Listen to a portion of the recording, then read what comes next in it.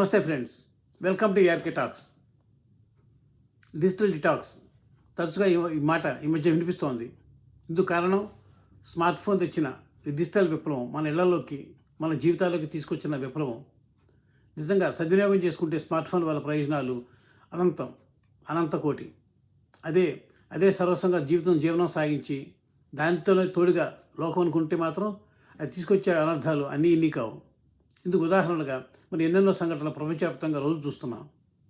అందువల్లనే digital detox అనే మాట, అంటే డిజిటల్ మీడియాకు రోజులో ఎంతో కొంత నిర్దిష్ట సమయం దూరంగా ఉండాలని, అలా ఉంటే దాని మాయలో పూర్తిగా పడిపోకుండా దాన్నే సర్వస్వంగా భావించి ఇక ప్రపంచంతో పనేమీ లేదన్నట్టుగా మనదే లోకంలో విహరించకుండా ఉంటూ రియాలిటీలో వాస్తవికతలో జీవిస్తామని. అలా జీవించకపోవటం వల్లే ఎన్నో పరిణామాలు.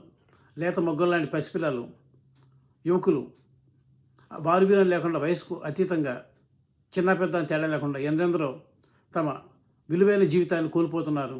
ఎంతో సాధించాల్సిన వయసులో ఏమీ సాధించకుండానే అలా నిష్క్రియాపరంగా మిగిలిపోతున్నారు.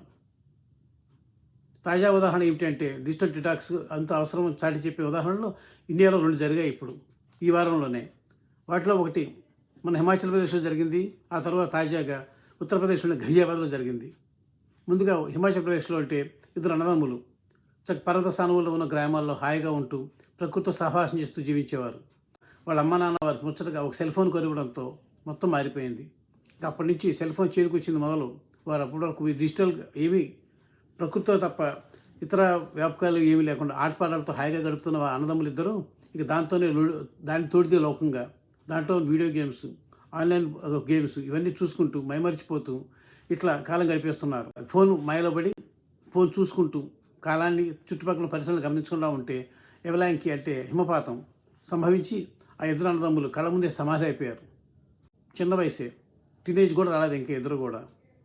ఉత్తరప్రదేశ్ ఘజియాబాద్లో 3 అక్కచెల్లెళ్ళు తాము ఉండే అపార్ట్మెంట్ 9వ అంతస్తు నుంచి దూకి ఆత్మహత్య చేసుకున్నారు.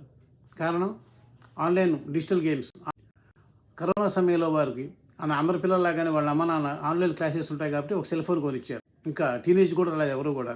అప్పటి నుండి వారికి ఆన్లైన్ క్లాసెస్ సంగతి ఏమో కానీ ఇక ఆన్లైన్ గేమ్స్ ఇదే లోకం అయిపోయాయి. 3 ఆడపిల్లలు కూడా తల్లిదండ్రులు వారించిన వారు వెళ్ళలేదు.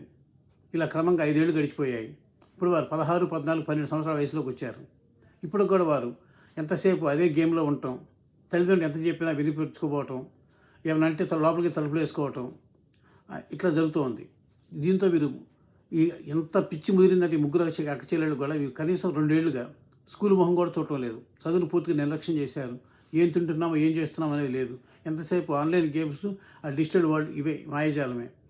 పైగా వారి వరకు అబ్సెషన్ పట్టుకుంది.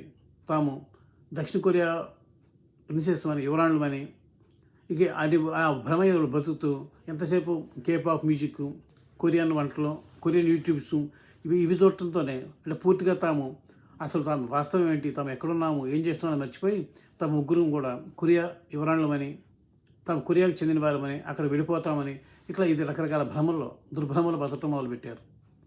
ఇది గమనించిన తల్లిదండ్రులు ఈ మధ్యన ఫోన్ తీసేసుకున్నారు వారి దగ్గర నుంచి. అట్లయినా సరే వారు కొద్దిగా డిజిటల్ డిటాక్స్ అని చెప్పే దానికి జరిగి వారు దూరంగా అవుతారు, మామూలు మనుషులు అవుతారు, మనలో కలిసిపోతారని. అయితే 3 పిల్లలు దాన్ని భిన్నంగా ఆలోచించారు.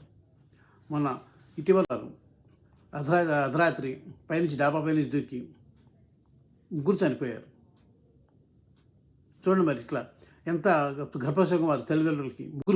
పుట్టిన 3 కూడా ఈ డిజిటల్ మాయలో పడి, ఆన్లైన్ మాయాజాలంలో పడి తమ బ్రతుకులే అర్థాంతరంగా చాలించుకున్నారు.